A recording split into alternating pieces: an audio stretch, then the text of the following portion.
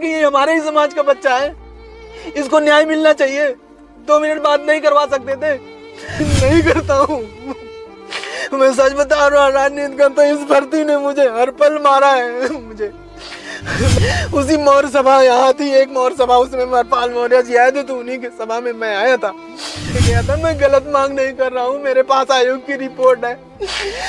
मेरे समाज के नेता मुझे गलत साबित करना चाहते हैं। मैं कोई राजनीति नहीं करना चाहता। मैंने कभी, आप लोग समाज में लोग देख लीजिए, यही हाल है, दर दर भटक रहे हैं, लाठियां खा रहे हैं, गालियां खा रहे हैं। केशव प्रसाद मौर्य की आवाज पे कम से कम 50 बार गया हूँ, गालियां भी। हम कहाँ जाए, किसके पास जाए? हम और कुछ नहीं कहना चाहेंगे। मेरा नाम अमित मौर्य है। यही हमारे गांव के पास में एक अमरपाल मौर्य जी एक छोटा सा कार्यक्रम था, मौर्य सभा, उसी में आए थे और जितने मौर्य थे, मौर्य समाज के लोग आए थे। तो हमने सोचा कि जो हमारी पीड़ा है, 640 दिनों की पीड़ा है, लखनऊ के इको गार्डन में जो एक जेल हुआ करती थी, उसमें हम लोगों ने बिताया है, वो दर्द हम इनसे कहेंगे और इनसे बताएंगे। तो ये राज्यसभा सदस्य हैं, हो सकता है हमारी बात वहाँ तक पहुँचाएं। मोदी जी से मिलते रहते हैं, योगी जी से मिलते रहते हैं, तो न्याय दिलाने की बात करें। मैं यही उम्मीद के साथ आया था, एक ज्ञापन लिया था। तो मैंने कहा सर 2 मिनट मुझसे बात करनी है। तो सर ने हमारा ज्ञापन, हमें जैसे 69,000 का नाम लिया, उन्होंने हमारा ज्ञापन ऐसे ले लिया, हाथ में पकड़ लिया, ना कुछ सुना ना कुछ कहा कि अभी बात करते हैं। वो चले गए। उसके बाद फिर मैं बाहर बोलता रहा। उसके बाद कई सारे नेता हमारे समाज के ही हैं, जिनको मैं जानता हूँ, वो भी हमें जानते हैं, वो हमको डांटने लगे, अलग से हमको डांटने लगे कि तुमको ऐसा नहीं करना चाहिए था। फिर कुछ लोगों का कहना था कि ये राजनीति करता है, राहुल गांधी से मिला था। मैं कहना चाहूँगा कि मैं कोई राजनीति नहीं करता हूँ। मैं राहुल गांधी से मिला था, मेरी पीड़ा थी। मैंने उनसे ये कहा था कि आप मिल के राहुल गांधी को एक पत्र लिखिए, आप जाइए राहुल गांधी को एक पत्र लिखिए कि हम लोगों के साथ अन्याय हुआ है, वो हम लोगों को न्याय दिलाने का प्रयास करें, जैसा कि राहुल गांधी ने पत्र को लिखा भी था। उसके बाद जैसे अब यह राहुल गांधी की बात नहीं है, विपक्ष के जितने भी नेता हैं, मैंने चाहे सत्ता पक्ष हो विपक्ष हो, किसी के पास मैंने कोई ऐसा दरवाज़ा नहीं है जहां मैंने खटखटाया ना हूं। मैं सबके पास गया हूं। कोई ये एलिगेशन अगर लगाता है कि मैं राजनीति कर रहा हूं, तो वो मेरा पूरे घर का बैकग्राउंड देख सकता है कि क्या मैं राजनीति करने लायक हूँ, मेरी औकात है राजनीति करने की। ऐसे एलिगेशन लगाना मत करिए। हक दिलाने की जहाँ बात आई है वहाँ हक दिलाइए।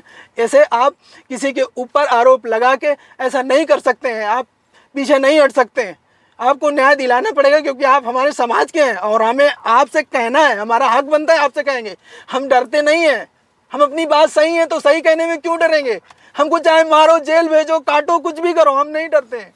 हमको कोई मार के धमकाएगा यहाँ, हम नहीं डरने वाले।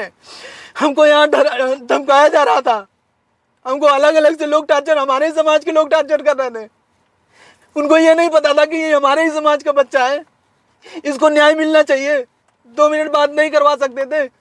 बात भी करवाए तो हमको वहां हड़काया जा रहा था, वहां मुझे धमकी दी जा रही थी, क्योंकि मैं वहां अकेले था। हमारे समाज के लोग ऐसे देख रहे थे, हमारे समाज के नेता ऐसे देख रहे थे, कुछ नहीं कर रहे थे। हमसे कह रहे थे ये राजनीति करता है, राहुल गांधी से मिला था। मैं राजनीति नहीं करता हूँ।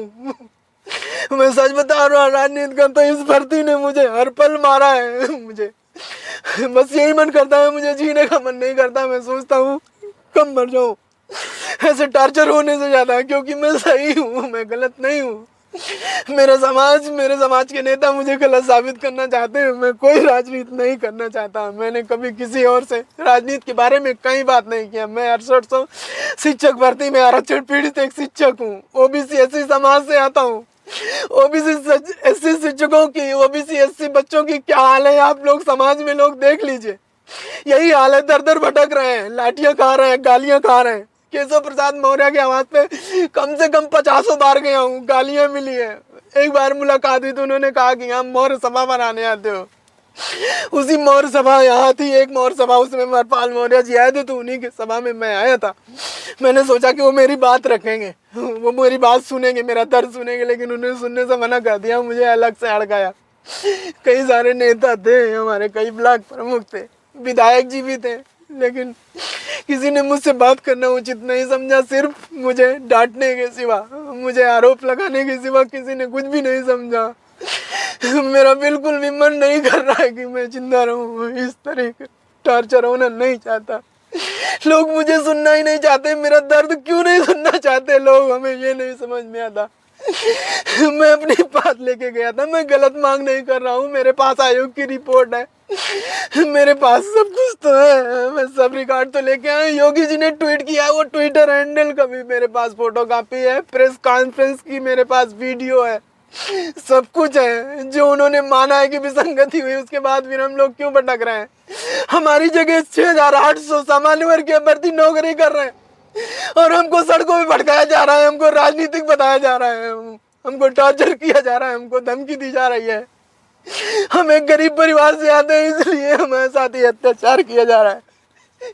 हम अपने समाज के लोगों से कहना चाहते हैं कि हम लोग हमारी दर्द को समझिए, हमारी पीड़ा को समझिए। ये लोग हमको नहीं समझना चाहते, सब कुछ जानते हैं मेरा दर्द, उसके बाद भी लोग अवॉइड कर रहे हैं हमको। हम कहाँ जाएं, किसके पास जाएं? हम सत्ता पक्ष के पास जाते हैं तो वो सुनते नहीं, विपक्ष के पास जाते हैं कि वो सदन में मेरी बात रखेंगे तो वो मुझे राजनीतिक बताते हैं। मैं कहाँ जाऊँ? 69,000 शिक्षक भर्ती में इतना बड़ा घोटाला हुआ, 6800 सीटों का, उसके बाद में हम लोगों को न्याय नहीं दिया गया। चुनाव के समय योगी जी लिस्ट तो निकाल देते हैं, लेकिन 2 साल से सड़कों पे गालियां खाएं, पुलिस की लाठियां खाएं, मार खाएं, जातिगत गालियां। ये लोग जो समाज के नेता बन रहे हैं, ये लोग क्यों नहीं समझते हैं? हम लोग को वहाँ जातिगत गालियां दी जा रही थी, जूतों से मारा, पुलिस द्वारा टॉर्चर किया जा रहा था। हमारी क्या गलती है? सिर्फ यही गलती है कि हम ओबीसी एससी हैं, इसलिए हम और कुछ नहीं कहना चाहेंगे।